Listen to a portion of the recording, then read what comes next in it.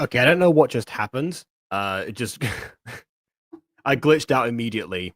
Xana came after me, I suppose. I don't know. Anyways, welcome back to the Butter Bunch. My name is Jacob Butter, and I'm back with the second part of a second chance named First Step.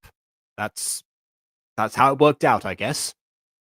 Uh, so we're back with this once again. Sorry that there was no review last week, but we thought it would be good to continue this today. And the reason that well, I say we, it was kind of agreed upon between like the three of us.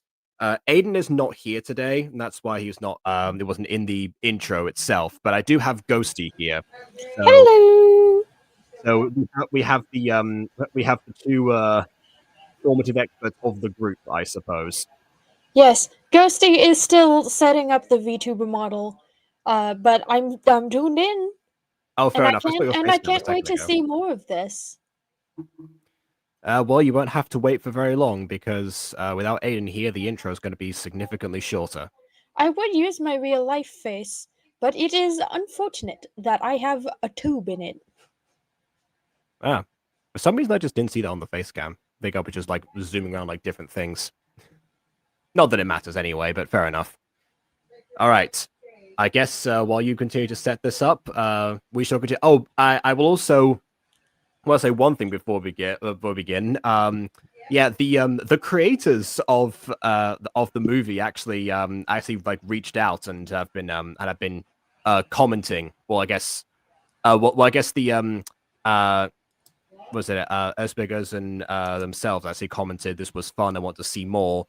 Can't wait for the second part. And unfortunately, I left them waiting an extra Yeah, week it's unintentionally. unfortunate that we left them waiting. Sorry Yeah. about that. We all have very busy schedules as adult persons. Yeah. Well, honestly, in this case, it was just on me because I forgot that Thursday was the day we normally do Butter Bunch reactions because of Occulto. I tend to just forget about that cycle, and so I was streaming on the main channel at the time when it happened. So that was well, it wasn't a scheduling thing this time. It was just me messing up. But in the meantime, during that interval, I suppose, JCLM also commented, and they said, voice director, composer, and voice of Ulrich Stern here. This was a nice, in-depth, but also funny commentary review on part one of this movie. This is my first time voice directing for the film, and some voice choices were set in stone because of the VA's decisions. Example, Yumi's voice actor. What do I mean, like the set in stone because of the VA's decisions? I mean, it's not normally up to them. It's whether you indulge them, but it's not really a set in stone thing if you're a director. But okay. Can't wait to see part 2 and 3. So they speculate that we're going to have 3 parts of this, which is fair enough because we want Aiden back for the next time that we do this. We just thought that since it's been a couple of weeks instead of just 1 week, we should at least continue for a bit, see what we can, and Aiden will probably catch up on his own and potentially zoom through the rest of it because he hates waiting for stuff. So we'll see. Yeah, it's just unfortunate that Aiden likes to steal our time like that. Well, no, I mean, I mean that when I say he hates waiting for stuff, I mean that he watches through the rest of things. Usually, the stealing of the time thing comes in when he then proceeds to talk about those things before we've actually started, which is a major issue because this is all a little bit about in terms of YouTube stuff. You never want to give away the full answer to something, whether that be your thoughts on a video if you're reviewing it, or the answer to a question you're posing in the title. You never want to give that away entirely at the start of your video, unless the point is these are my thoughts. Here's why, which doesn't really quite work for a blind reaction or for a reaction in general. At least I think so. Why we try to save that stuff for the end of the video, like we will do now. So I guess we'll continue with the video, and once we get to, I guess, whatever the next part is called, I didn't know they're going to be titled in such a way. We'll see. So yeah, without further ado, on with the review.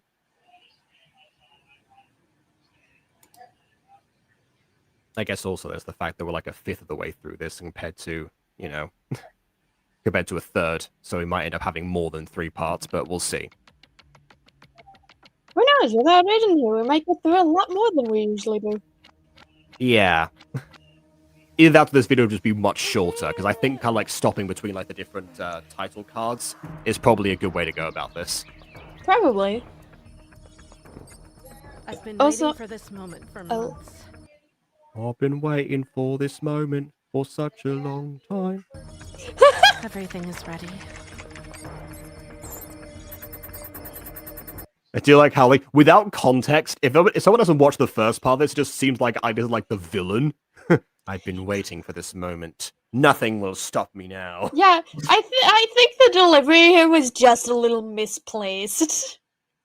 Potentially, I mean, once you like see the journey from part one, like it makes sense that she's, because I mean, a lot of the time, villains or antagonists in something are, incredibly like are the most goal-driven people and the ones who are like actively setting everything in motion. So yeah, I get the comparison, but I made myself. That's a weird phrasing. Anyway. Nice. The comparison that you made yourself. Yes. I understand what I was trying to say. Yeah.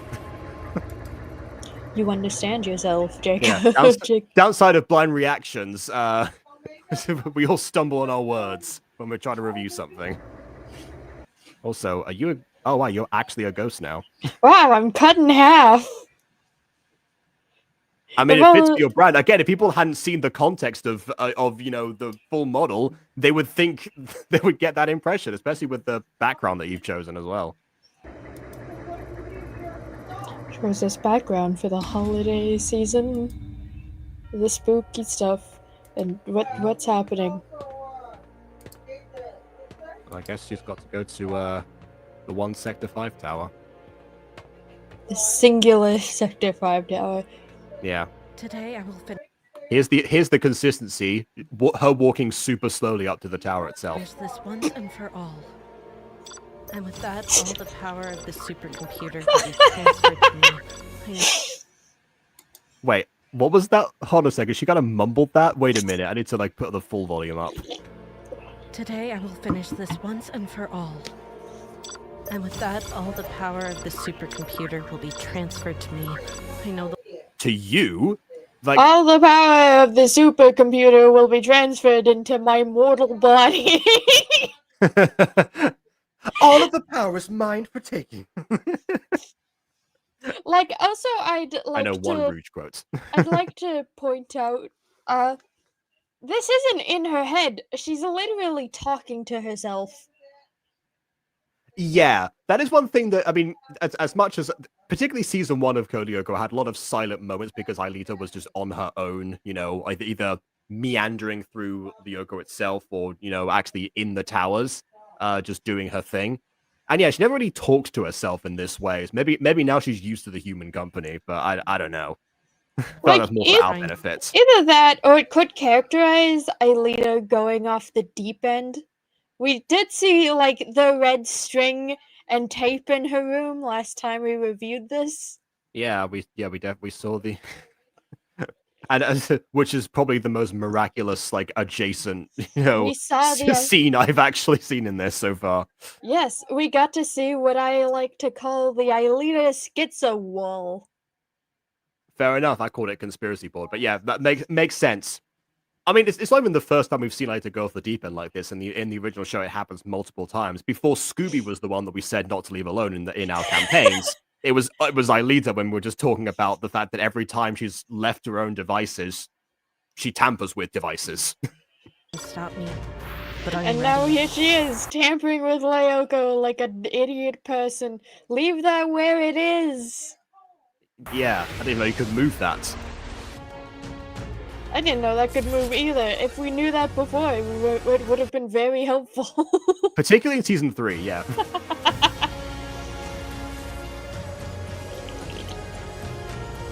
Okay, so I think what she's trying to do at this point is use like all the processing power to make the most powerful return to the past, because Jeremy said earlier it could only be done up to 24 hours without altering the time-space continuum too much, at least. That's what she meant, but I don't know why she said all the power transferred to, like, her specifically. Does her avatar now have time-traveling capabilities? And like, ooh, I don't want to think about that. That's gonna be super.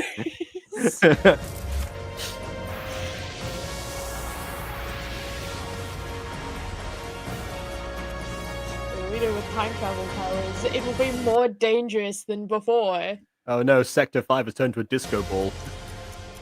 Wouldn't be the first time. Wouldn't it? Ooh, the effect is super cool. 3D the 3D model of the factory is also impressive. You know, you got to wonder if this is actually what happens every time we return to the past, but it's always so bright that we can't see everything disintegrating.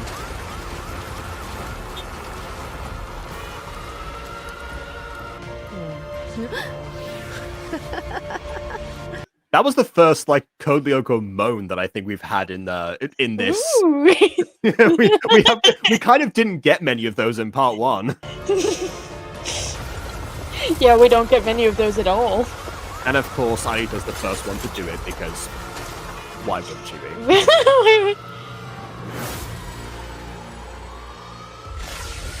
I will say, as much as I'd like the silent moments, actually that was the trade-off. Whenever she was meandering through Lyoko, she was making like that kind of noise. So yeah, it wasn't entirely a silent experience.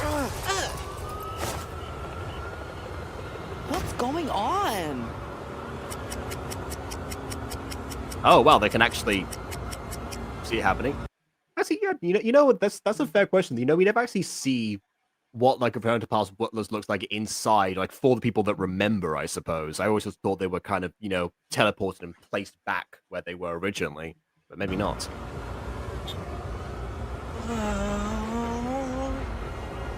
That's impressive. Turnarounds are nice. Yeah.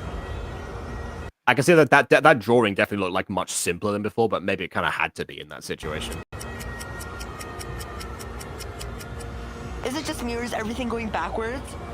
Didn't you say William was in a nurse's office? Yes. Okay, then I'll call him. We're gonna need him here with us ASAP.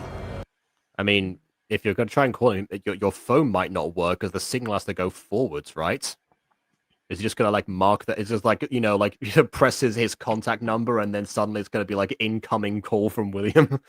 Also, I'd hate to point it out, but the voice sync there was a little off. Hmm. Millie, do you see this? There was an explosion and the sky suddenly turned into... Okay, so you know how I said last time that, you know, the fact that, like, everyone sounds a little bit deeper than before is probably indicative of, like, well, I mean, obviously it's different actors. Makes sense. But, I mean, but in universe, it's suggested that, you know, they're further into puberty. Well, Millie and Tamiya, who were, you know, who are younger than them, probably are just starting out, so I guess Tamiya here go like, Millie, can you see this? Like, it actually kind of makes sense. All right. They've been Whatever this smacked by puberty a little too hard in my... It's a little bit too quickly. Hey, maybe it'll clear up after the Return to the Past does its thing. I've never seen anything like this before. I'm scared. Me too.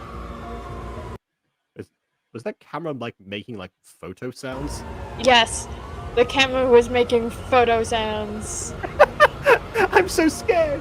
I'd also like to point out that that kind of camcorder doesn't take pictures, so that sound doesn't make sense there in the first place. I know, because I own one. Oh my goodness. What is this? What is happening? What do you mean? Oh no, What is this? What is happening? How did William not see the, like, gigantic tornado? Oh, Vernon was like, what is happening? Oh my god!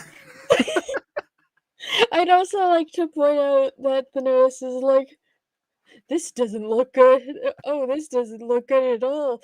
Meanwhile, I think she should sound a little more distressed about it.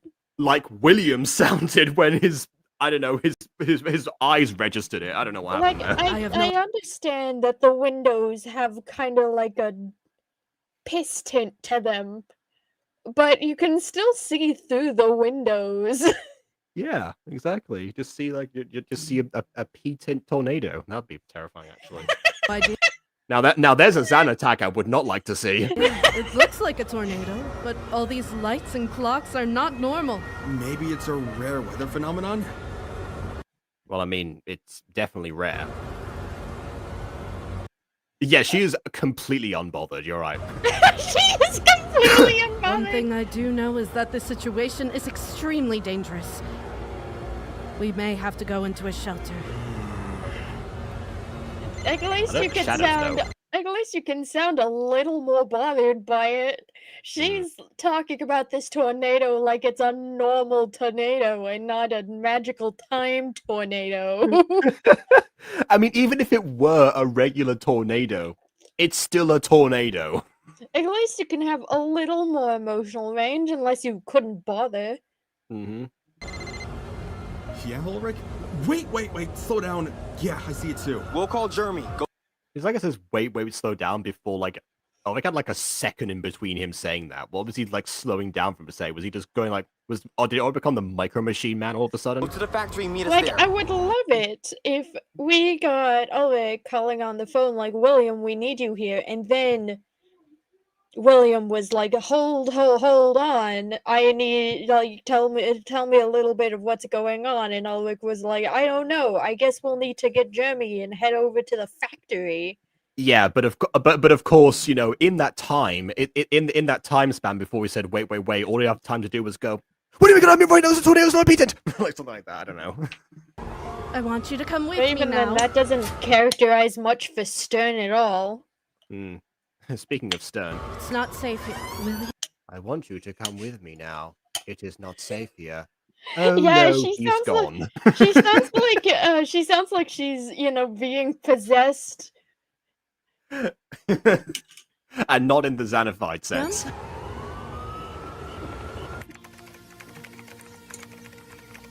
And of course, Jeremy has not noticed. Like, either that, Jer- I think he's, oh yeah, he's in the library, so all of the windows are up high. I almost forgot about that one detail of Caddick Academy that didn't make any sense. Why are the windows up there? Jeremy, look up Maybe because Leon Corbett didn't get to complete that part of the architecture before he died. the Like, first window you Also, find. nobody else seems bothered about the tornado at all either, so... Yeah. Well, I mean, well, not in the library at least. Anyway, There are abnormal things in the sky, and time has started to flow I like the filter over the phone at least. Oh, and actually, and the phone looks like it is, you know, fitting for the time period with like actual buttons on it. backwards. Call Aelita. We'll meet at a factory. Jeremy, I can understand being calm about this because he's seen. I called Aelita multiple Usual times, stuff. but she's not answering her phone. Normally, this conversation would happen like while they're like already on their way to the factory. Like they normally do like the call at the same time. To the factory, boys. If it's Xana, then Aelita might already be there. What if Xana trapped her somewhere else?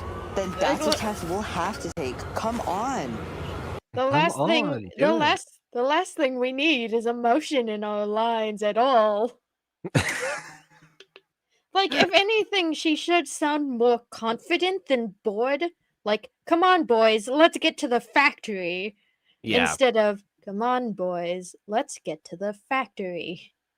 yeah. Like under like desperate situations, Yumi definitely had like an assertiveness in her voice that's, you know, very classic of a martial artist. The bees. The bees episode. But I'm telling you, Mr. I mean, yes, that. Snap out of it! She didn't smack him, but still, close enough. This I just rewatched that, actually. thing in the Whenever sky I is not think normal. of Yumi being assertive, I think of the bees episode. That's fair.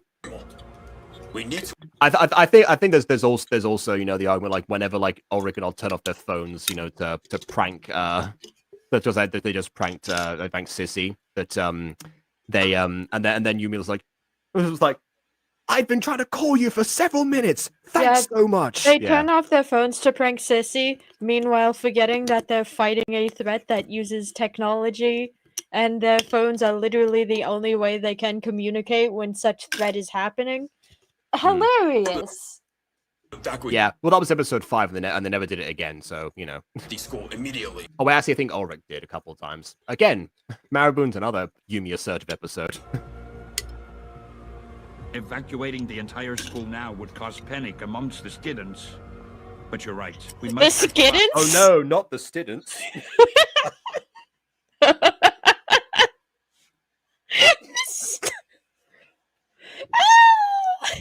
I mean, the real concern I have there is more so that Delmas has evacuated the school on multiple occasions. For far less than this. Why is he so concerned now about doing the same thing? The school literally came crashing down one time. That would have caused panic. They've got all of his students out there. Literally, this guy knows when to get his students out of the school when an emergency is happening. We shouldn't worry about this now. Yeah. Before it gets worse. It'll cause panic amongst the students. There's enough time Oh. to collect their essential items and go That's right there with my Gookie dress, isn't it? Yeah. Coincidentally, also a Delmas that said that. to the nearby shelters in the city. Jim, are you out of your mind? The city shelters are too far away. Wait, she's in... Madam Hertz, can you do that line again, but not sound like the TikTok voice girl, please? How do you intend on getting 2,500 Come on, Ghosty. What does that delivery make you think of? Ha ha ha. students there? Then let's call all the staff for support. Stock up on food as I'd much as also possible. like to say one thing. Please, Jim, I know this is a stressful situation, but stop rocking back and forth as you stand in place. He's not the only one that's done that. I think we talked about that in part 1 a little bit, but yeah. Then we can head on down to the shelters. I know, but he's the only one in this particular instance who's doing it. Yeah. Which That's makes it my- even more apparent that he's, Yeah, I've said it before a couple of times, but usually if a character is a lot more still, it implies they have more power in the scene, and the one person we haven't seen move yet is Delmas. So maybe that was the idea to have a bit more of an unease. But I've also seen William do that kind of thing, like the rocking back and forth, not always to the exaggerated degree that he did in that one remake of the Mutant Girl, but even just aside from that, sometimes it seems like just a thing that a lot of animators do. Maybe if the creators watch this again, they can offer some input on that. Is that just an animator thing that we're not familiar with? Work? Then I trust you two. Gather the students as quickly as you can. Aye, aye, sir. And I trust you to gather the students as quickly as you can. Yeah, so you said it right that time. I know, but it's just the delivery.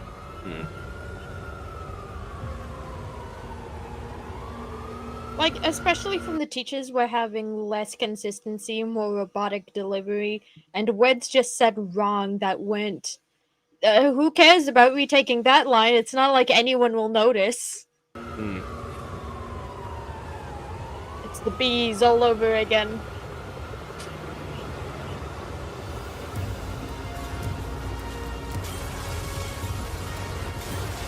I don't remember what the bees episodes sound like in English, so I can't really verify that one. I am going to watch the bees episode after this.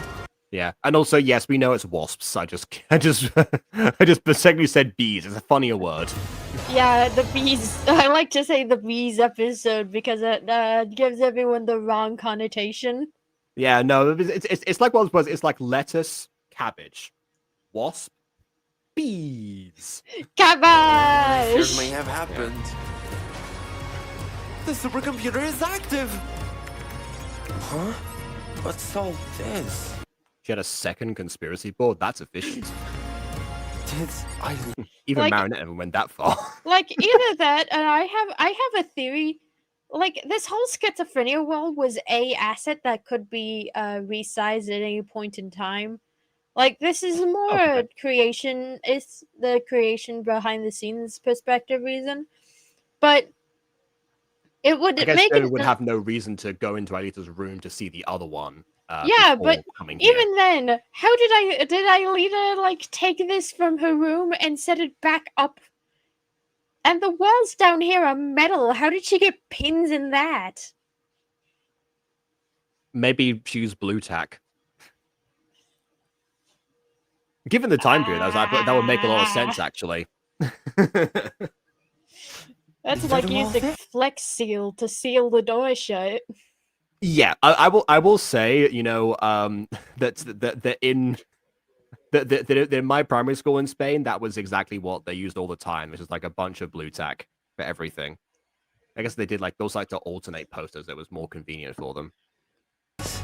Yeah, but even then, why would Aelita take down the schizophrenia wall that's in her room and then take it all the way to the laboratory? And how did she get it here unnoticed?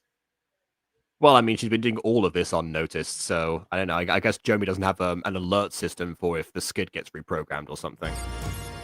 Apparently, Jeremy disarmed all of his alert systems, so he would know that something's been going on. Yeah. Attention all students! Attention all students! Could you not rock back and forth? Yeah, I guess he really is doing it more than anyone else, particularly. Attention all Caddick students and staff. This is not a drill. All students... Like Madam Hertz remembered the staff. It's like, we need them as well. Doesn't this school have loudspeakers? Why are you out here with megaphones? I have seen them use megaphones in the past, but it was usually when they were like out and on the field where the speaker system doesn't access, and that's why they had them. You know, unless the speaker system is down for whatever reason. Maybe it got swept away in the time vortex. To immediately report to the shelters. Move towards the shelter. Like I say, move towards the shelters. Do the students, like, on average, know where the shelters are specifically? Like, I know that they tell you, like, fire drill meeting points and such. But, you know, as somebody who has both studied in and worked at schools, never has there been a conversation about where the shelters are, except for, I guess, in I guess in my sixth form, and the only reason for that is because it's like because they have like Anderson shelters that they used, and that was like part of like their historical talk. It wasn't like a, you know, go there in case of emergency. It was more of like, look at this thing that we have since the 1940s. Calmly without panicking. Entering your dorm rooms is prohibited during this period. Go to the shelter closest to your location. Jim always does get more eloquent whenever, you know, he's you know, going into authority mode. Occasionally stumbling on his words, but there you go. I think, yeah, Jim's voice actor is also the one who's like most on point, I think. I don't know if I said that last time or not.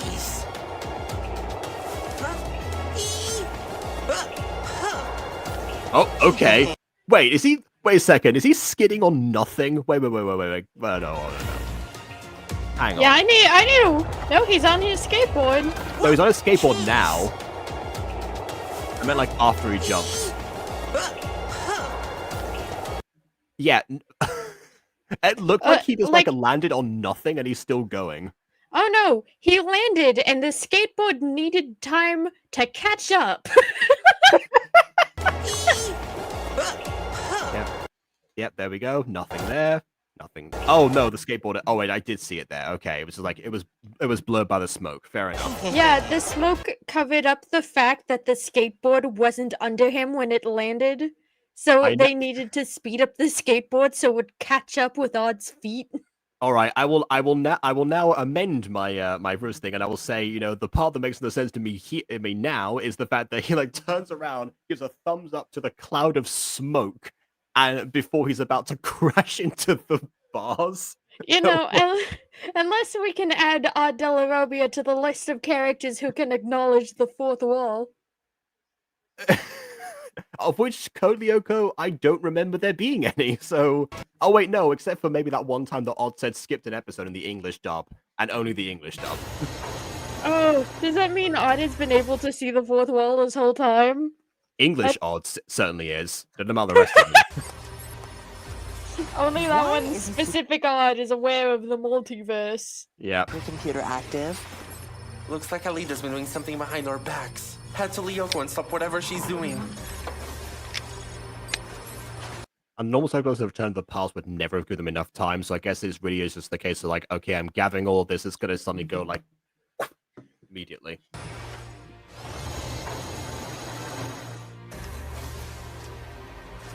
Wait, does that mean as soon as they get into Lyoko, William is just going to disappear? Aelita? Like, mean- Return to the Past happens, and William, who was just standing next to them, is like, and then just disappears back to wherever he was a few weeks ago. Well, I mean, everyone else would also get put wherever they were, however long ago the time set them. Again, like the way I've always like envisioned Returns to the Past working is that they just go back to they go back to the time and place. They like teleported back or something. I know, but William wasn't always part of the show, so he's just gonna disappear. I mean, it depends on like how far back she's going, basically. Aelita, can you hear me? Jeremy. That's a contrast, actually, because then in a previous scene, like in the skid, she actually wished that Jeremy was there. It was only after the conspiracy board thing that she realized, like, oh yeah, no. And now she's like, Jeremy, he's gonna stop. That meddlesome fool. I must put an end to his chicanery. I don't know. Looks like Aelita's in Sector 5. I may be a little rusty, but I still remember. It's like riding in a bike. Okay, get ready. Transfer Yumi. Here we go. Transfer Odd. Transfer Ulrich. Scanner Ulrich. Scanner Odd. Scanner Yumi. Oh, it even went like in the reverse order as well, like they sometimes does. Virtualization. Oddly enough, your avatars have updated themselves. It looks like... Yeah, that was also a thing that didn't make sense before. But hey, you know, if Xana can do it, so can the computer itself, I suppose. I don't know. My littlest designs have evolved to match her new subconsciousness somehow. I think that implies that all of them have a new subconsciousness. I mean, the reason that Aelita gave before was that it was like it matched her state of mind, which I guess means that she's in her depression outfit currently. But I mean, the rest of them. What about the rest of them? Actually, these outfits are like. They look brighter than. Well, I mean, Yumi's looks brighter, especially. Maybe not so much the other two, but still. Like, it might just be lighting, but I am going to give these outfits one over the actual show 3D models, because these outfits seem distinctive and have so much more character to them, as opposed to being a jumpsuit with their distinctive colors. I never saw the other outfits as you know, like that. Maybe it's because I have like the toy models where I can see them much more closely. But yeah, I don't know. Here you're definitely correct, but I never got that complaint from the original show, so to speak. If anything, the only two that I actually like one time like messed up was like when I was first watching the show, and I generally thought that, like, you know, all of them were supposed to be like dressed like in a like Japanese samurai style, because of Ulrich and Yumi being the episode specifically, because that was the episode where Ol was in a coma. So it wasn't until later I was like, oh, okay, never mind. One thing I can say about the season 1 and season 2 3D models is that they had their own personality to them with their outfits, their own different like callbacks to the characters' personal histories. Especially Ulrich being a false samurai and Yumi being, you know, a false geisha, and Odd being a cat dog. Yeah, no, we never got a confirmation on what the heck that was. I think this one makes the most sense in retrospect because of Mr. Puck, but you know. Like, actually, no. Like, Ulrich and Yumi's outfits were fairly distinctive. Well, like, that's what I was saying. Like the first episode I fully watched, that was, you know, my impression was like I generally didn't think I didn't realize that they were like distinct until later on. And then they just lost their distinctiveness when the show went to more stylized kind of hero jumpsuits, and kind of the 3D models got more congruent, but it also feels like they lost some personality in the process. Meanwhile, these outfits seem more like a happy medium to me. Yeah. However, I can no longer access the file with the codes of your vehicles. But your mission. Oh, I like how he was just like automatically like transferring William in the background. Simple. First, you need. So yeah, he's sort of like reverted like in a similar way back to him. I mean, you know. Because I mean, in Evolution, it was more of a case of like he still like retained, like, I guess, like the memory of well, not the memory, but like the digital memory of like being being Xanified, but without like the logos and such, and that's why he cut the powers. I wonder if that's going to be. I wonder if he's just not going to have those in this case. You need to devirtualize Aelita. Then you need to go to the central tower and give me. Like I say, devirtualized Aelita. Like every other time this has happened, it's just more of a case like telling Aelita what's happening. Remember, like in like the Missing Link episode where she's just transferring her DNA to Yumi somehow, and they just and she cuts off communication. He doesn't just go, "Hey, devirtualize." Oh, I guess that was season 2. They couldn't devirtualize her. He just goes like, "Oh yeah, talk to her. What's going on." Even the first episode, we see the core. Yeah, that's one where oh wait, no, that's one where Odd like goes and never mind. Not that one, but there are other examples where they just go like, "Okay, see reason here, please," or like the one time she devirtualized herself because Sissy teased her a bit too much. Direct access so I can shut this down. Luckily.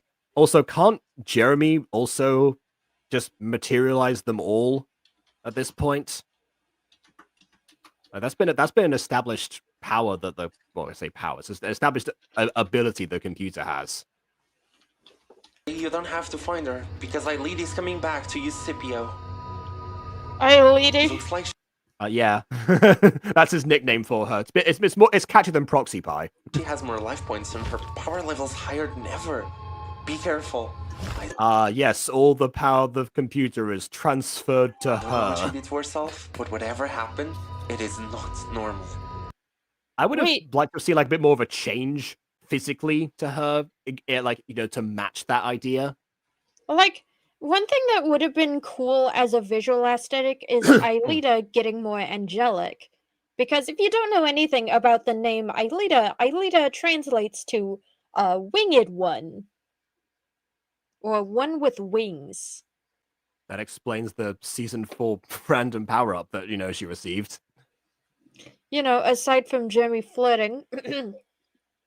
Well, I mean, she flirted in response, so clearly it was a reciprocal Clearly thing. It was super effective. Yeah. It was too effective. He wasn't prepared. Aelita. Personally, her getting more angelic would have made sense.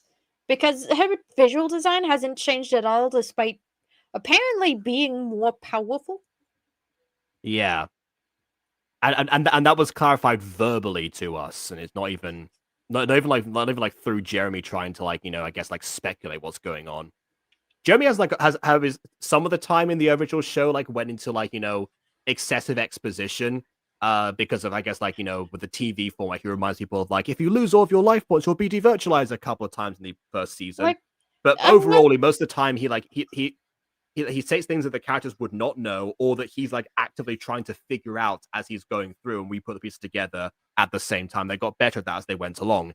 Here, Aelita herself was just doing that to reconfirm that to herself and no one else, and therefore us, the audience, and that's not as effective. Also, why does Odd look so pissed off at Yumi? I think it's he's supposed to be looking that way at Aelita. I mean, I'm more confused by Ulrich having an angry eyebrows yet smiling, and William looking like a cryptid. Let's just face it, William was always in his cryptid arc, really. That's why he has his own creepy theme music. Go So home yeah. together. You know that we're here for you, and we can figure it all out. Now please give control back to Jeremy so that he can fix everything. She's going to use the Celestial Dome to escape. Stop her! The Celestial Dome to... Why would she come back here to use the Celestial Dome? In season 3, they say that the core is directly underneath, the reception room, the transporter room, whatever you want to call it, this place. But they had to still go through the rooms, down through the Celestial Dome, and into the core itself. Coming back here doesn't work unless she was planning to, I guess, use her new powers to phase through. Which now that I think about it, actually, yeah, Aelita does have phasing through powers. She could just delete the platform underneath her when Sector 5. Now I think about it. Maybe Sector 5 doesn't work the same way. Even then, Aelita, honey, reminder, you can fly. You can fly and use the slipstreams to exit Sector 5 into the zone. I think she actually did that in part 1. She did that in part 1, but I don't know why she came back here instead of doing it in part 2. Yeah. It's almost like the second the second that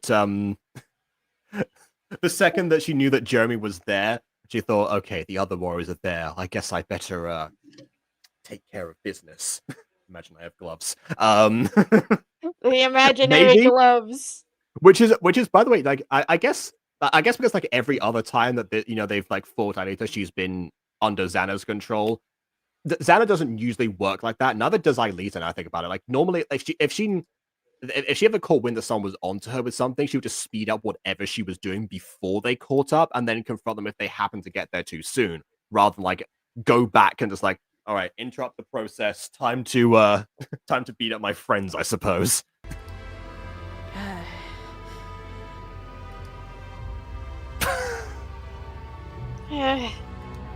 Wait, no! So she came back just to go ha at them and then disappear. Okay. What was the point? Huh? Try using your telekinesis to open the door. Maybe she's still nearby.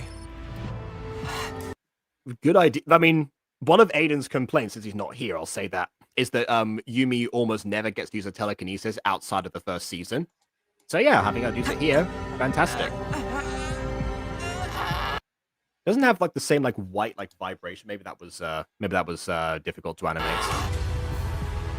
Not white vibration, not vibration. White like border filter, whatever it was. Not filter. I'm messing up a lot. Like I said, blind reaction. You mess up in your words. Disabled the tunnels and is now currently flying to the other sectors. Looks like I'll have.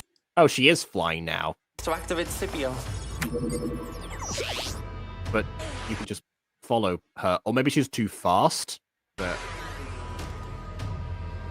I'm teleporting each of you to different sectors to defend the way tower. If I wait, the transporter can do that? From like, I like drop them off. I thought it was always like a one-way thing of like you have to like put the password in at the limit of a sector, and then it like automatically detects it. Okay. Aelita activates them, then this little plan of hers will be successful. Do not. That is one thing that happens a lot in the series. Is like if they happen to need like 4 specific towers, they always know what towers they specifically they need to actually protect or use all of your power. Like it could be that the weight towers have their own like little marker to show that they are special. Maybe. Friend, well, it's always like a digital signature that Jeremy can identify. Don't forget, we're doing this for her own good. Yeah, they haven't forgotten that. No, if anything, they're as motivated as you to get this done. Odd. It looks like her Aelita's first stop. Let me know when she's there. The problem with this idea is that obviously, if there's only one Aelita that can go, unless one of her powers now is to clone herself, which doesn't seem to have happened yet, then they could have just all just ganged up on her basically in one location. That's Yeah, she's here, Einstein. Be careful. None of you have ever experienced her new powers, or the current level of her previous none of you have experienced her new powers. Let that line sink in. That's why they're new. powers.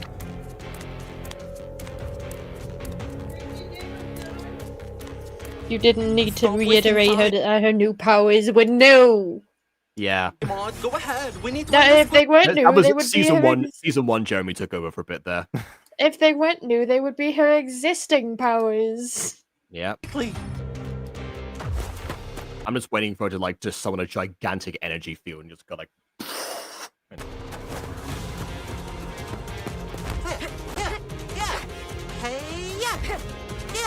Okay. Interesting that Odd, the ranged character that he is, goes for a melee approach. Okay. He did do that once. Ironically enough, the last time he did like a boxing pose like that, I'm pretty sure was in the episode Franz Hopper, where, the fake Franz Hopper took away his laser arrows. Otherwise, he would be using them.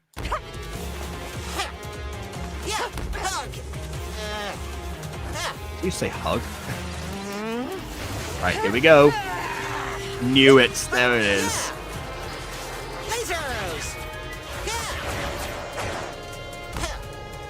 Oh, he was able to at least do something there.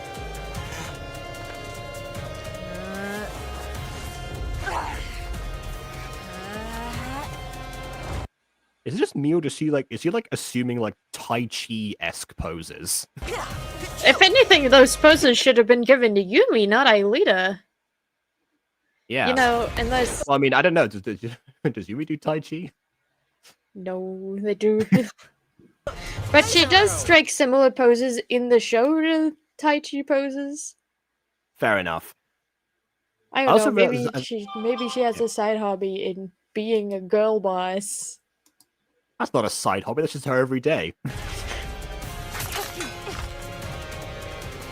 Oh, shielded wings. I will say that I do like the background music. It's too bad that we don't get a moment of silence to listen to it. No, I suppose, although this is the closest thing of, you know, them just doing their, like, battle sounds, really, to, without like, any other dialogue on top of it. That's the closest that, I mean, the original kind of let us, appreciate that.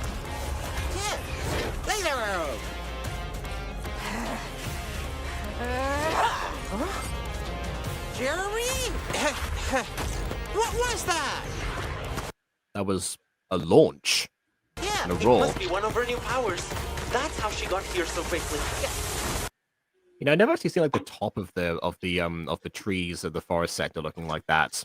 I do appreciate they actually have branches. That's not cool. I always kind of assumed that like both in and out of universe, Lyoko was always half rendered. In universe because Franz Hopper didn't have time to make it a proper forest. Out of universe because the animators had to put that all together in 2003.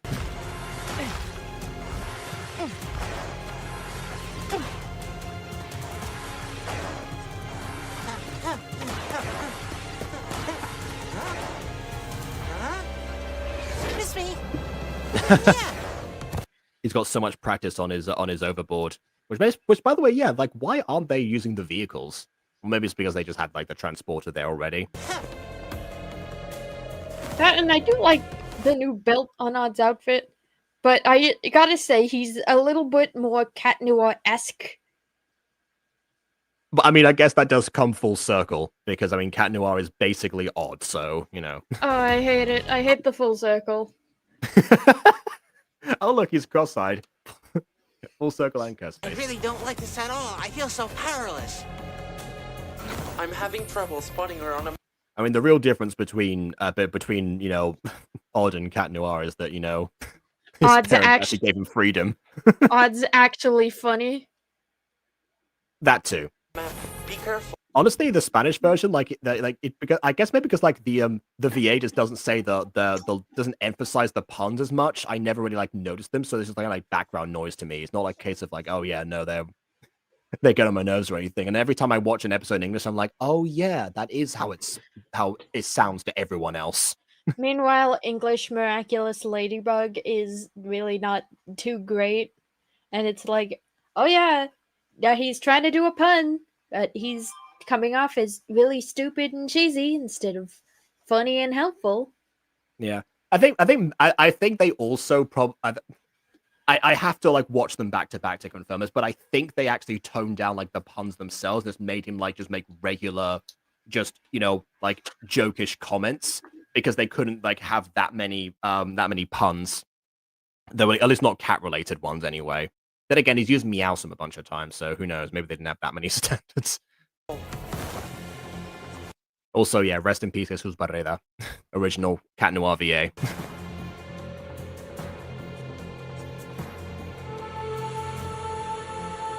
There it is.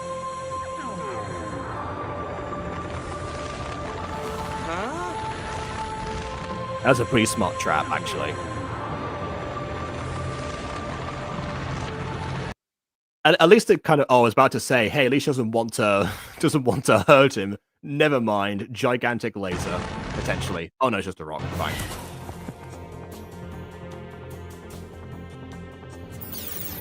Jeremy? She's created a dome around me. Huh? She trapped me like a mouse. Odd, just and I'm in supposed to time. be a cat. I had something just for this. Thought this would be a fun surprise against William back in the day, but... I'm giving you back your teleportation that I said I perfected. I never imagined that... do it! Okay! I mean, you should probably tell him what it is first. Also, it's the same like laser effects that we had from like the core, which means I guess he's able to also siphon the powers of the heart, literally. But isn't the heart inside of Aelita right now? You would think, yeah, maybe this is just like the surrounding area. It's kind of like the Spirit Bomb in Dragon Ball. Speaking of which, this reminds me of the Kamehameha. What's he about to do? Oh, good. Speaking of Dragon Ball sound effects. Yeah. Now who's the best? Oh, Odd's the best. Yeah! I saw that exact animation. Well, not exact animation, but I saw that like dance sequence in Evolution.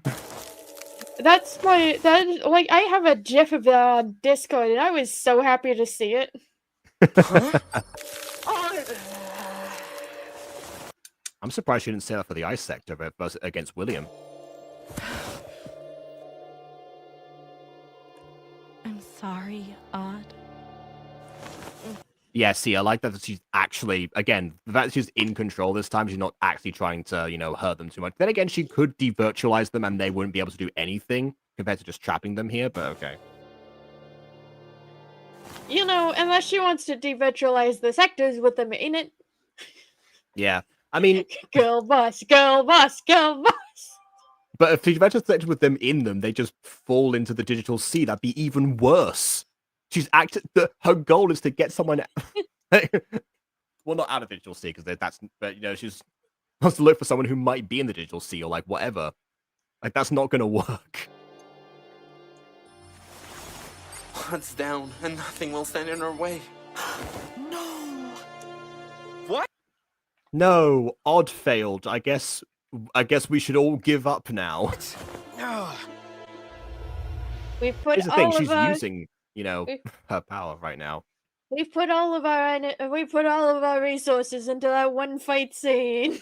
Yeah, She won't go to the other sectors. Yeah, normally around this time, Jeremy would be like actually trying to work against like whatever's going on, like either it's the Zan attack itself or circumvent whatever process has been started. Maybe because there's no power in the computer now, he can't do that. But I mean, at least would be trying in the background.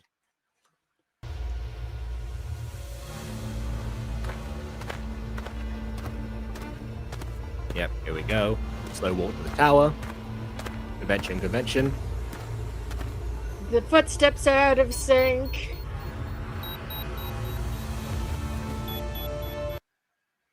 I guess we didn't have the sound effect of her walking in to sync that up with illuminating platforms, but we still had the sound playing.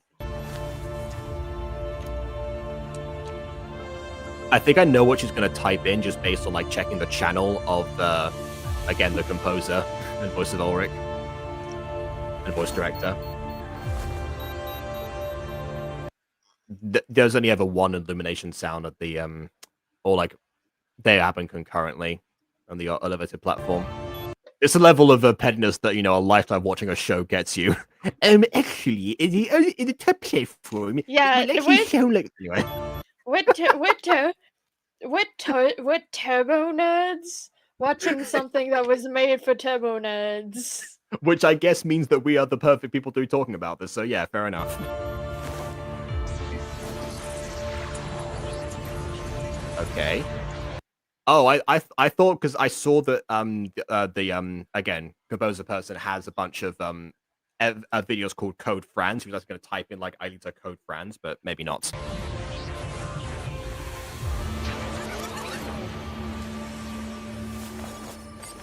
Yumi, it looks like she's headed your way. Okay, that looked like an activated return to the past and sounded like an activating return to the past. Which maybe that's why she's doing that. She means like to get like the power from all of the different towers. I guess that's what Xana did. When he escaped the supercomputer, he used the power from all the towers to actually propel himself outwards or whatever. That was also a tornado-ish vortex. Maybe that's what we're calling back to. There's actually somebody who talked about this in a YouTube short, and they said it took place after the key. I was like, well, yes, it does take place after the key, and also every other episode after that. Be ready. But I get the similarity. I was about to say, are they high? This takes place after the series proper. What do you mean? Yeah. Technically not incorrect, but yeah. Never have I ever wanted to bully a shorts creator. You haven't even seen the short. The creator has. They got another comment, so it definitely seems like özberk özen is somebody who really wants to make sure. Well, wants to interact with people who are interacting with their content, which gotta respect that. I wish that more creators would do that in terms of reactions. Hashtag respectable. Hashtag respect you. Hashtag love you, boo. We're just gonna get a comment like the timestamp of like this video, like 1 hour or something, and then just like love you too. Exactly. Hashtag love you too with like your handle.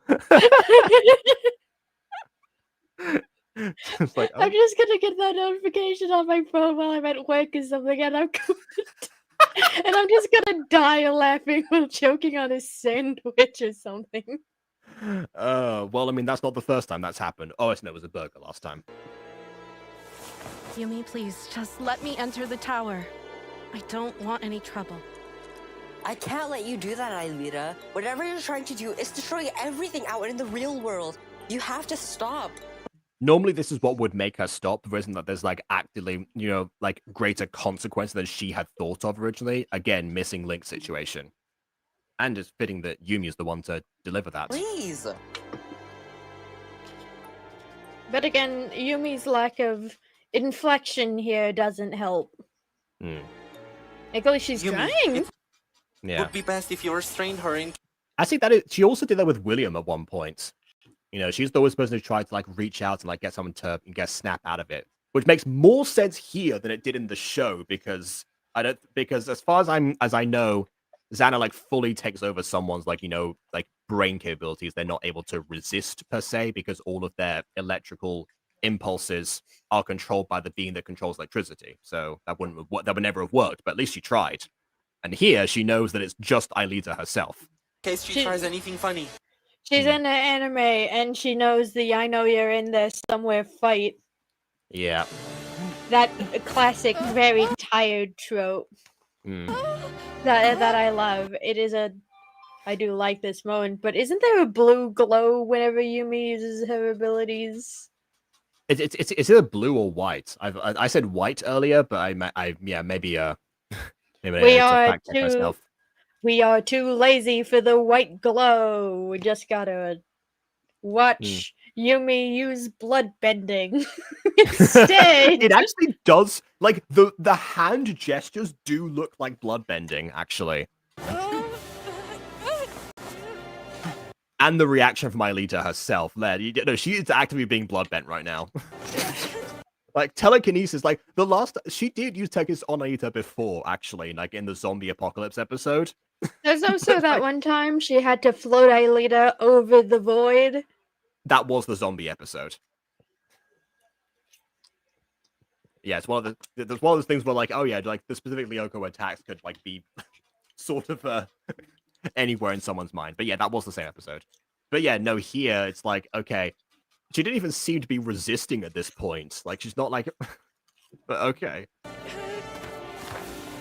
Don't deposit her back down. What are you doing? Keep her in the air. Keep her incapacitated. If anything, separate her arms and legs. Starfish that bitch. You are the worst bloodbender.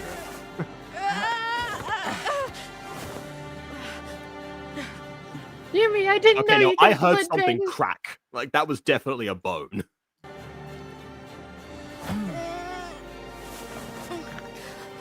We are too lazy for the white glow. Did she just lose her shadow in rendering? Maybe. When you're too lazy to re-render a scene, but you need to put it in ASAP. I do like the moving sky, actually. I don't remember the sky in Lyoko moving that much, ever. Yeah, there are some visual things I like, but there's also some moments reminiscent. Oh no. Look Speaking at that visual things. Look, is it me or is that tower blue? Oh, it's in a box. No, okay, so the tower isn't blue, it's magenta, but the magenta You know how like when you have a glow effect and you want to put it on something, you have to like crop the effect, otherwise it like appears like the border on which they like resize the effect. That's what we're seeing right now. I gotta say, it's hilarious. It's even better when you see like the contrast of like just bright magenta compared to the blue sky. And then there's the corners of the effect. Just So like we're saying, visual details we really enjoy. Just unfortunately we paused on this frame. Okay. My bending is more powerful than yours, Hama.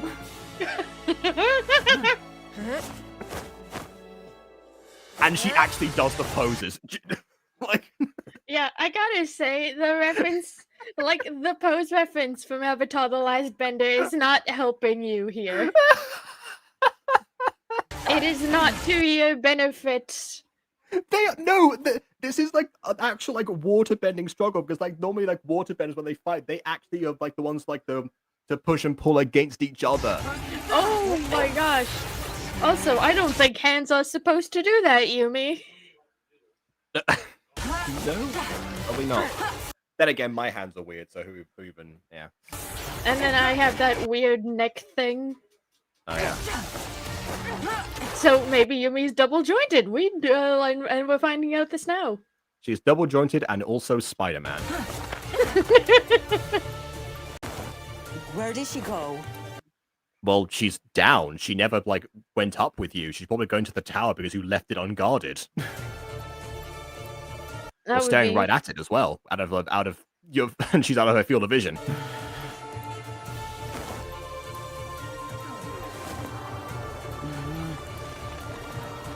Move. It is actually kind of terrifying. Like, wait, do you hear that sound? You don't know what's happening. It's like, oh, what's going on?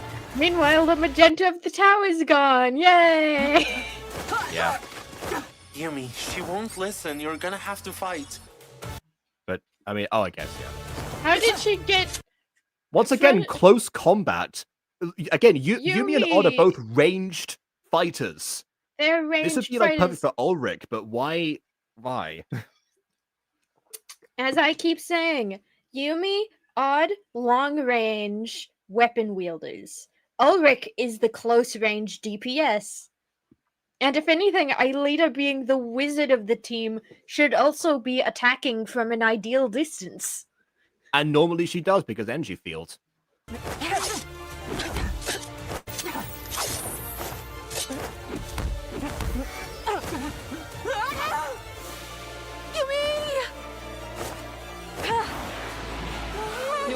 Aelita, honey, you have wings. You just used them to block attacks. I think she's about to. Yeah, she's either about to deploy them once she like hits terminal velocity, or there we go.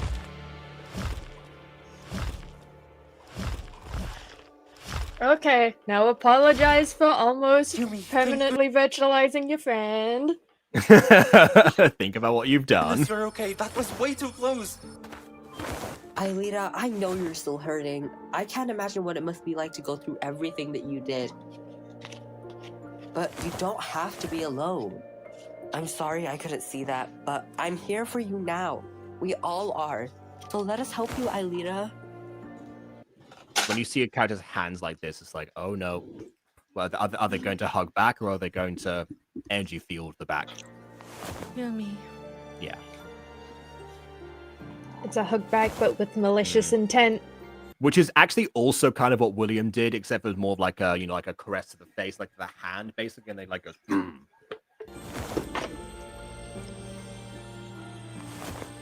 A new blue energy. Okay.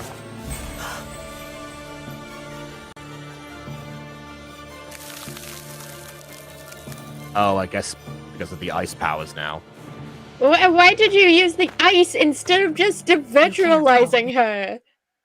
Again, yeah, same question with Odd as well. Like maybe the dome makes sense, but because we've seen how long it takes to break into or out of one of those.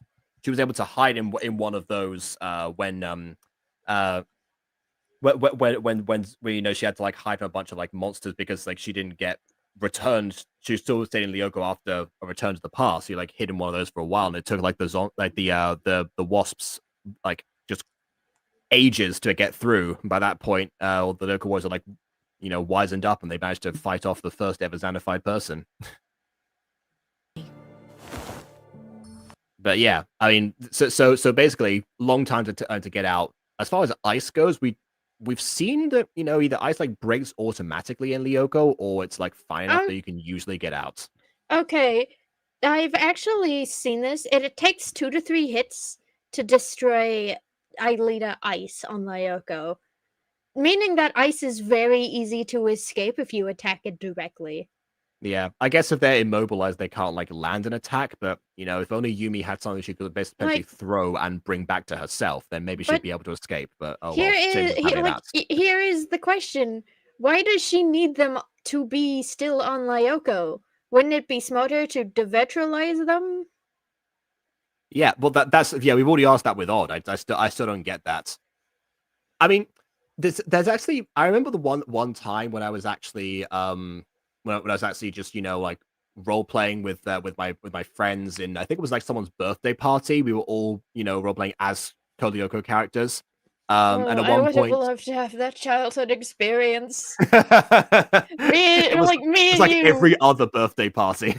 me and you meet in person. We learned Code Lyoko. Yep. And we would have been the 2 native English speakers as well. Yeah, but what happened was I don't remember who I was playing at the time because I wasn't. It was before Jeremy became my favorite, so probably Ulrich. Probably Ulrich. I mean, it depends. It might have been Odd because Ulrich might have been taken. It depends. We didn't like to double up, even though there were more of us than there were potential characters. And it was just like a one-off thing because like people it was like not everyone like hung out with each other all the time except for in birthday parties where they kind of like the groups mixed a lot more. In that situation, I remember that one person I remember that I got devirtualized for whatever reason, and because I've always been the fair person, I'm like, okay, well they're like, come on, help us. Like, I can't, I'm devirtualized. Oh well, fine, I'll transfer you again, which did make me think there is no ever like concrete reasoning that the show gives. They can't just virtualize someone again, like a respawn style right afterwards.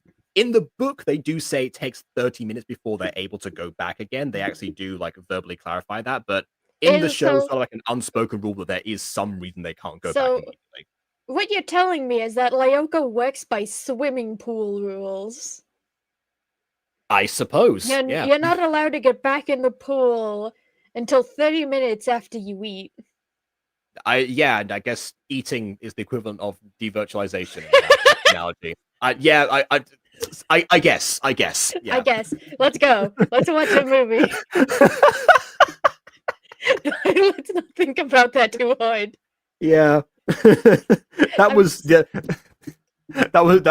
one of like the least bizarre Lyoko childhood specific memories that I had. Like we had like an ongoing game with like a particular set of friends that like went on for a long time. We had even like OCs in other sectors and a bunch of other stuff. Joe became the lead singer of a band at one point, so it was weird. Huh?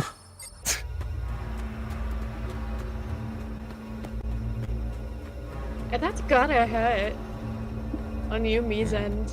At least for Odd, it was quick and painless. Meanwhile, for Yumi, Aelita really dug the knife in that time. Yeah. Oh, so they can speed the beeps up. Oh no, they just play them in echo. Never mind. At least we get to see this in me. Ooh, she's glowing. Don't So they can apply the glow to certain people. Yes, they just didn't that one time because reference. Yeah. Shouldn't that like a sound effect be like when like the tower starts to actually do its thing? I think the sound effects were kind of like added here, and they weren't like like a particular scene. They weren't all synced up, maybe. Yeah, because look, now it starts. Yumi's down too. She's not listening to reason. Okay. If this keeps up, then we're going to have a real problem in our hands. I think William's going to be the most ruthless opponent, but partly because of the increase in power anyway, but also because he's the least attached, I suppose. So yeah, he's just gonna be like, all right, hey, look, I have a giant sword. You want to get past me? What is she thinking? What is she... Jeremy, I'll stop her. Where do you get off, huh? Hunting down your own friends for sport and treating them like they never even mattered? You think Why you can is she calm swaying down her there hips and make a like mess that? That's a combat stance. of the world just because you're hurting? Huh? It's so funny to see Ulrich on top of the tower being like invocated in the mist. Honestly, no, he's the one who's seen all the anime cliches. He actually sounds like an anime VA. Not gonna Yeah, lie. but I will say, unlike Yumi, at least he's alliterating, Yeah, no, when I say he sounds like an anime VA, I don't mean that in a derogatory term whatsoever. Yeah, like he's absolutely enunciating properly. This man knows what he's doing. God. Yeah, I think we've also we've the three of us have collectively agreed that Ulrich is basically is basically an otaku. So he just never verbally says it out loud, but you know it's there. Yeah, all of the cliches and conventions are there. He's this man has watched his fair bit. This guy's probably watched Cowboy Bebop at least 3 times. I would have said Naruto because the headband, but yes, also that. I just suppose also his hips are also swaying. He's got the Aelita pose down as well. Have you really sunk in that low that you don't think I deserve a response? You haven't given her time to respond. You've been yapping this whole time. He's just doing exactly what William did to him on the phone earlier. That and you're like, unlike you, she's too far away for you to hear her. It's like that one scene in Kung Fu Panda 2 where he's giving like the triumphant speech and it cuts away and Shen can't hear anything that he's saying. I don't. Ulrich, I get it, but we don't have time for you to lecture her. Finish this now. Oh wow, she was closer than I thought, given the last shot. That was the perfect time to slash your swords. What happened? You have weapons, use them. Make it quick, Ulrich. Exactly. He is the fastest.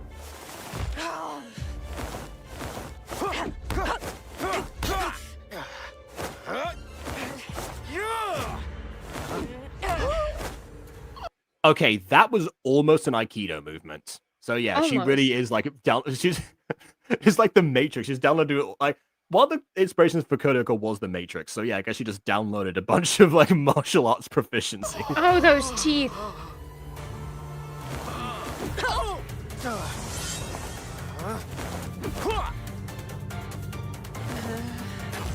Okay, question. Yeah. Why is Ulrich the one doing long range combat and not like he threw his sword, which didn't make sense because he's a short range combat fighter, and instead he threw it, you know, kind of like Odd should have done with his laser arrows that he has because he's a long range combat fighter. Yeah. Like, it was cool, but I think you have your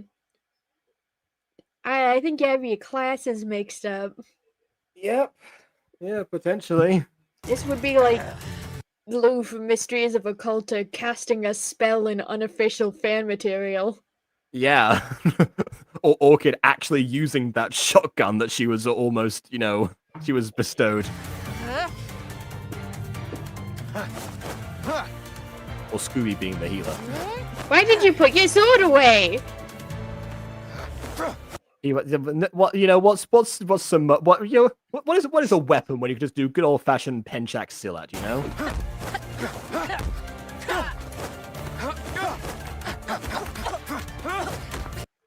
Alright, I see what you're trying to do there.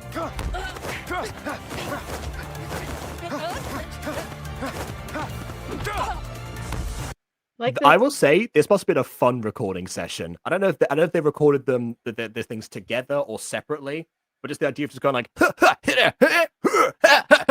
was honestly one of my favorite things to do when voice acting. Yeah, it must have been a fun recording session. I mean, one of them is literally the voice director, so I assume that they might have done this together. And that's that. Oh wow, she actually sounds like she's coughing up blood, which is impossible in Lyoko, but it's the thought that counts. Ulrich, stop monologuing and devirtualize her already. You view yourself as so high and mighty, with all of your processing power. But none of that compares to a good old-fashioned impact! I don't know. You haven't lost your touch, Ulrich. Now, devirtualize her. Yeah, already on it. He's really overconfident. Yeah, but to think that was Ulrich's fatal flaw in the original series too, so I like the callback. But I can still be annoyed by the fact that he's doing this in such a slowest, casual manner possible, even though this is a situation that he should not be slow and casual. Yeah, like it doesn't feel like the moment that he would have this overconfidence. Not that it's out of character, but it just seems out of place. Glad that we finally put clever to bed. Aelita, I don't know what's going on, and I don't care. But you're doing. Yep, there it is.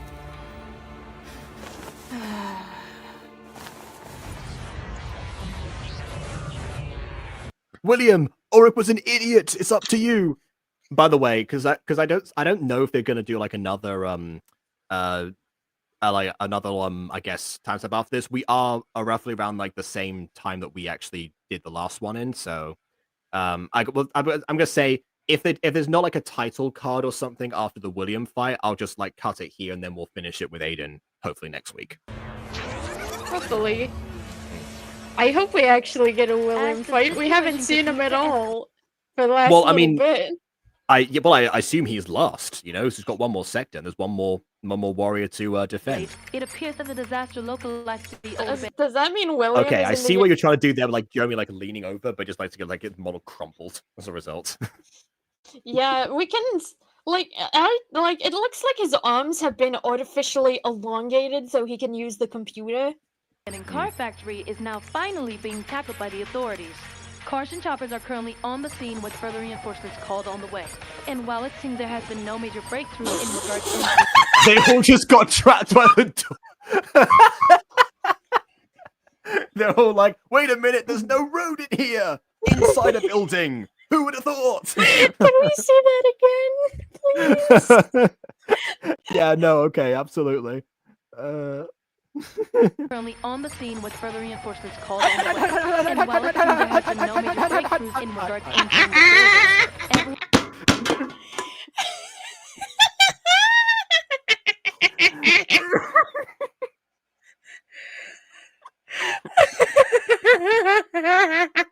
to Well, I did just say it's the thought that counted. Everyone is doing all that they can to put an end to this catastrophe, and we hold on to the hope that the situation can and will Why would you send helicopters to a tornado? Yeah, sending police cars to tornado is already dubious enough. And if not, then... What the heck? Won't the helicopter just be sucked up into the tornado? It seems like they almost are. They're like bees swarming around them. For as long as we can. Or not. Okay. Another thing that the show never actually established, except for like they verbally said one time that they can't like bring someone back from the dead if the return to the past happen, which of course would defeat the whole purpose of this film. So we know that's not how it works here. But in general, also is just dubious because like I mean they didn't seem to ever have been in that situation at any point. So I don't know how they would have. Helicopter. I don't know how they would have ascertained that, or they think people just like randomly dropped dead, like across the world every time they do a return to the past. That would have been Xana's real impact on the world if that happened. Just anyone who died of natural causes just happening to, like have their something be like have their heart stop Death Note style, 30 minutes before or something. Huh? How long a Xana attack is They've for? all been dropping like flies. Now the only one left is William? What are you doing? Oh, he's got his music. Can't let you do that, Ice Queen. Why don't you quit while you're ahead? Ice Queen. You know you can't I guess he would know about the ice, and he's in the ice sector. beat me. Also, I would hate to say this, but William in the ice sector don't have a good history. Why No. would you put him here? Will you quit clowning around and To be honest, William in any sector, technically speaking, don't have a good history because I'm not sure how much muscle memory William has from being under Xana's control. just end this now? We don't have time for any mistakes. Quit it with the theatrics. Like I thought, he would be the one. He'd be the one who'd be the most, committed. Relax, Jeremy. She isn't even a challenge. Total Yeah, no, that's exactly what said the Skipperzoa. So yeah, he's back to his original. cakewalk. William. Okay, oh, we can do that though. That's new. Yeah, that's new. Stop throwing your melee weapons. What is wrong with you two? But I will say, at least he's being competent in doing close range combat with his sword. Yeah. Oh, I guess he does have that power from I think that was something Xana gave him, I'm pretty sure.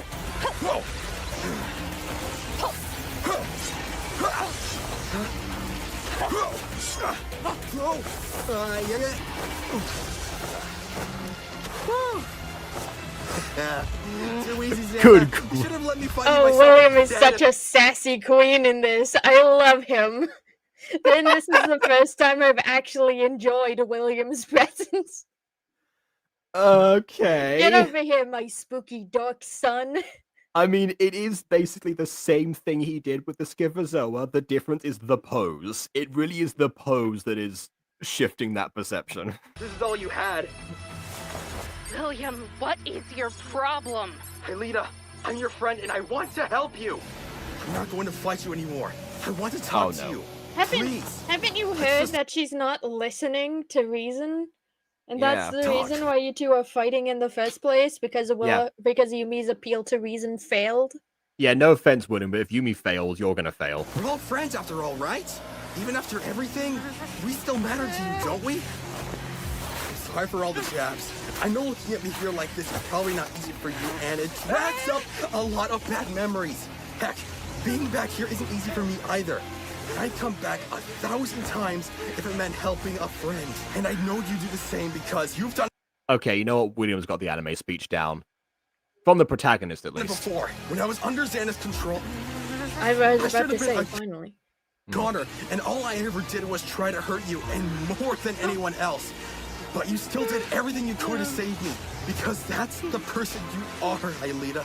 Even if that person's going through a lot, she wouldn't want to hurt She's anyone, going to strike nor you her directly friends, in the chest. and not the world either. But if you aren't that person, then do what you gotta do.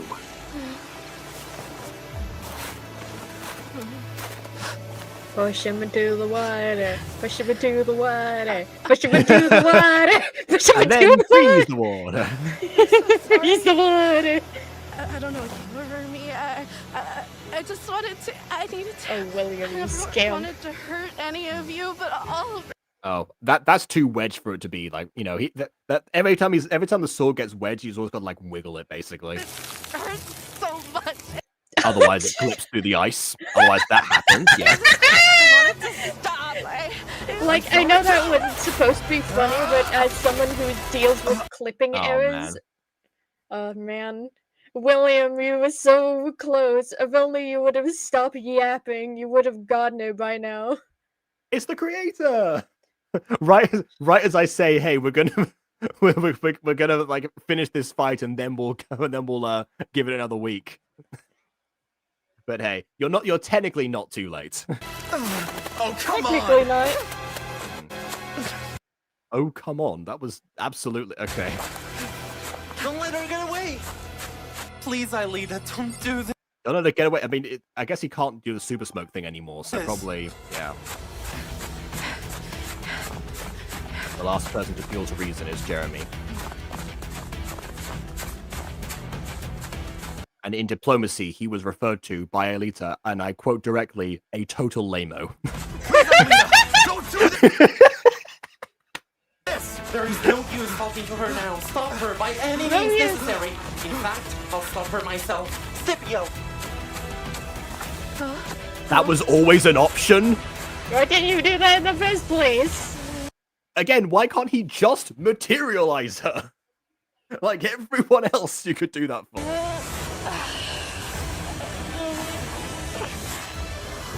Well, William, this seems like a great time for you to throw your sword. You're not going anywhere! Well, okay.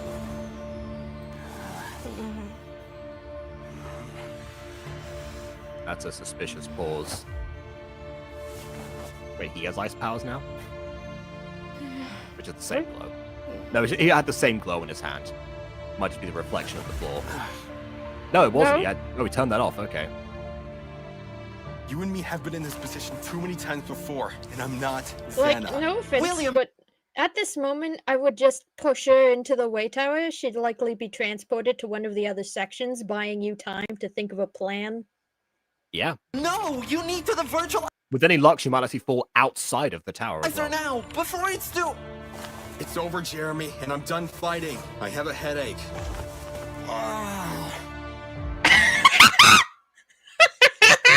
He really wanted to emphasize that, didn't he? It's like when someone pretends to be sick to not go to school. Like, oh no, I've got a headache. Oh no. I can't do the test today. I'm sure that's probably foreshadowing for Xana or something, but I mean, still. I have a headache.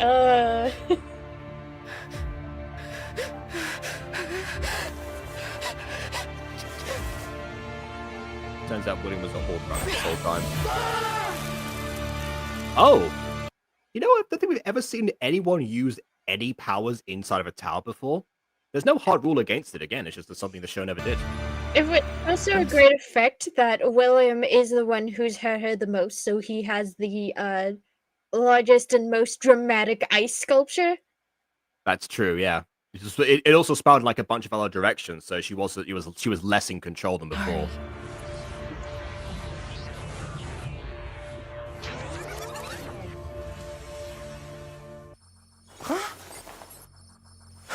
I can't believe this. She really did it. Oh? Is this where the... This is where the return to the past What? is... Was that always part of that computer hardware?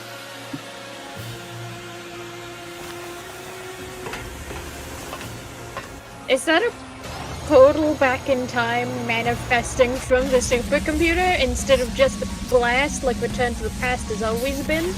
Yeah.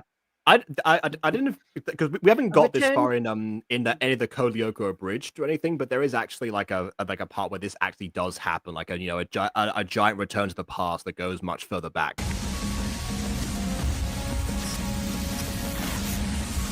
Which reminds me, we need to watch Code Lyoko abridged. I keep forgetting to do that, and Dumb Lyoko as well. Yeah, I get it, but there being a time portal extension to the supercomputer brings up more questions than answers.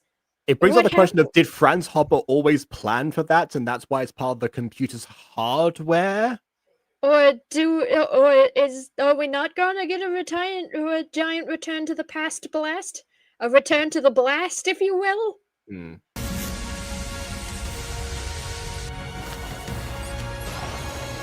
It feels a bit more like Gravity Falls, actually, than Code Lyoko. Aelita, Specifically here.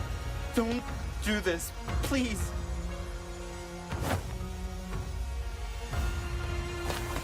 Like I thought, the last person to try and appeal to reason was Jeremy. But he's a total weirdo. Yeah.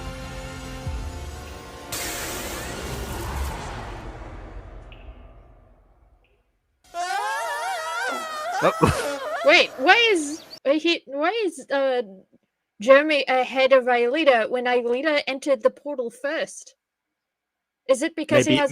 Yeah, no, he had much more of like a dive, so he had more forward momentum, I suppose, so he just kind of like overtook her. I don't know. But I think we're going to call that here for now because we want to finish this with Aiden next week, and this feels like that's probably like the last chance we can have to actually properly do a pause. I thought there could be more title cards or something by this point, but there really aren't. So the remaining 20 minutes or so that we've got left, we shall cover next time. But what a ride it has been at this point. I mean, it's mostly been the fight sequences, but we did have a little bit. I think we kind of like cut this precisely at the point where like Aelita goes from, I guess, like increased desperation at like constant failing on her own to suddenly like jumping from that to immediately going like into like her supervillain era, so to speak. Either that, or she goes from her right now minor villain era to full-on panic mode as she realizes, wait, I accidentally dragged Jeremy with me. What's he doing here? Yeah, she couldn't freeze him in the real world. This isn't Garage Kids, So the freezing, like you said before, still doesn't like entirely make sense. Although maybe the idea was so that everyone, no matter what situation they were in, could have been detained somehow. Now that I think about it, I guess seeing what the ultimate goal was, and like there being an actual physical thing, and Jeremy jumping in. I suppose if the others had been devirtualized, they also would have been there and also would have jumped in. Although you've got to think, as soon as they free themselves, they are absolutely going to devirtualize themselves and try to figure out what happened. Although maybe they won't be able to, considering that, they might not have like the know-how to figure out what's been triggered. Not sure. So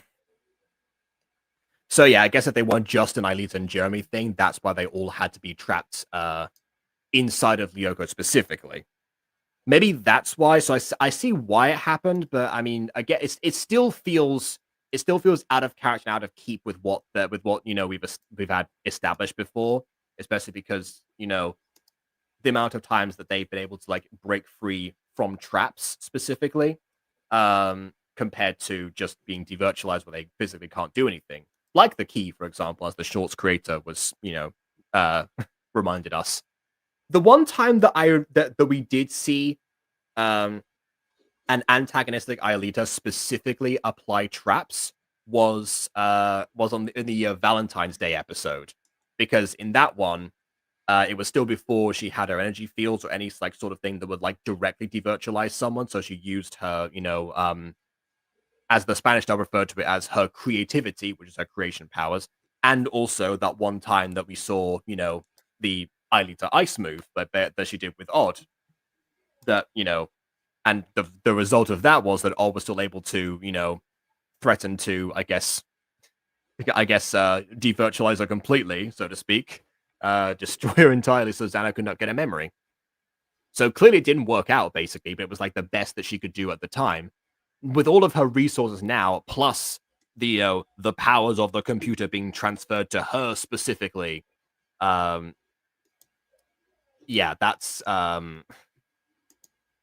was no reason for her to end up resorting to that, at least from a logical standpoint. Maybe she's clearly not thinking straight anyway, because otherwise you could definitely probably have activated those towers from Jeremy's from the computer itself, because Jeremy could do that and just use that power directly from there all at once.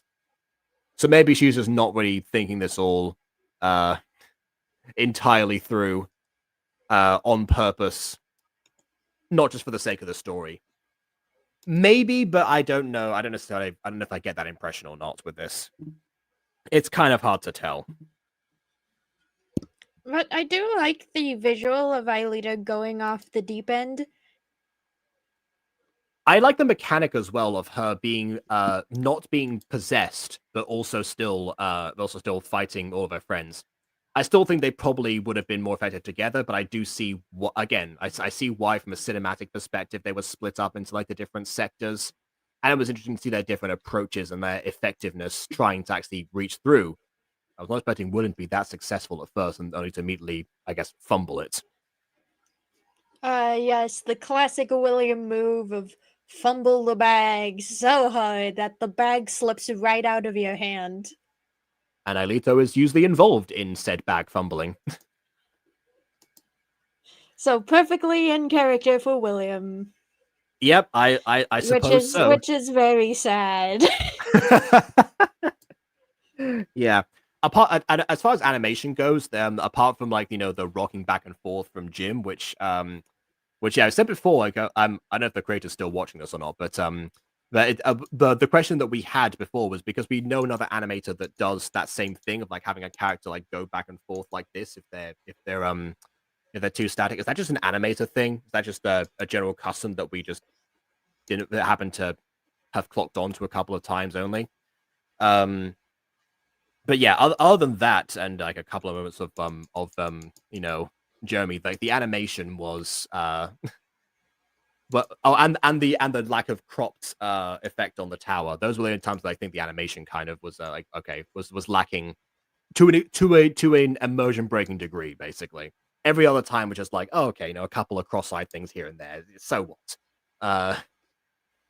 And I guess like the synced footsteps, which Ghosty pointed out, which may or may not be a result of the stream. I'm always hesitant to point that stuff out if it's like too close together because it might just be a case of like stream lag. But yeah, there are a couple of times like the sound effects that were like way too soon, where in the tower specifically in that one scene. Then of course William's reaction to the time vortex in the nurse's office in the infirmary. It's like, okay.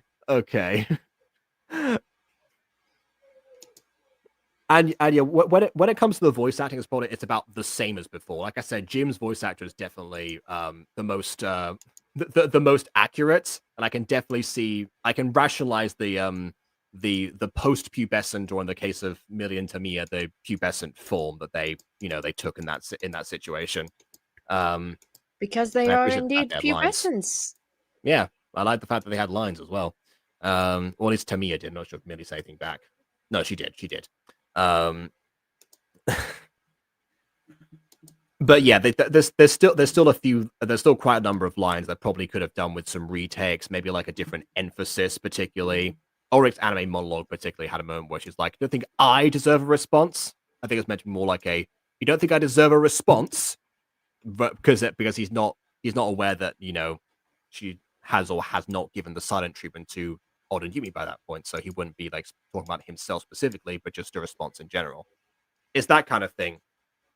Emphasizing pronouns is something that I was told to beware of in drama school when it comes to well, it was actually in a voice class, ironically. But yeah, sometimes it makes sense to do so.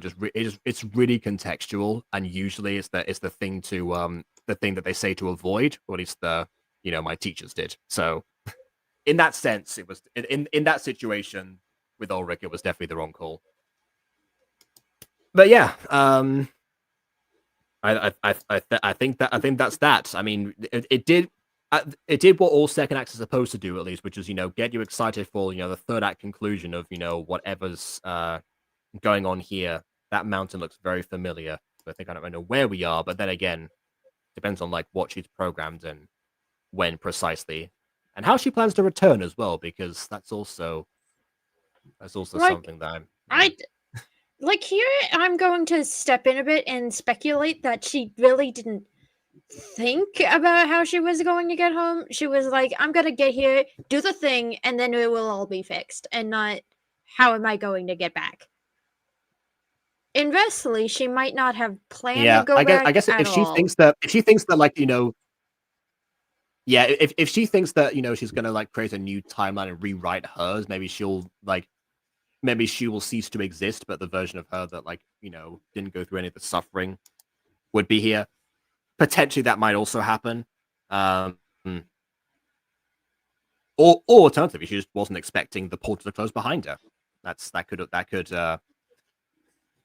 I mean, I'm sure that not many people counted on that happening.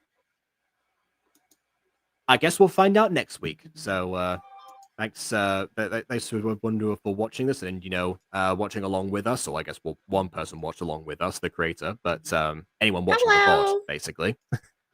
Yeah. So So yeah, let us know your thoughts or I guess insights if you're involved in the production by means of liking or disliking or leaving your comments on any of that stuff that I said earlier. And we'll see you all soon enough in another Butter Bunch video. Bye bye.